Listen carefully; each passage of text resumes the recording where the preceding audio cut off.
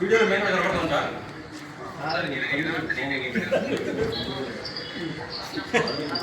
బాగా కనపడాలి మీరు. వస్తా ఒకసారి.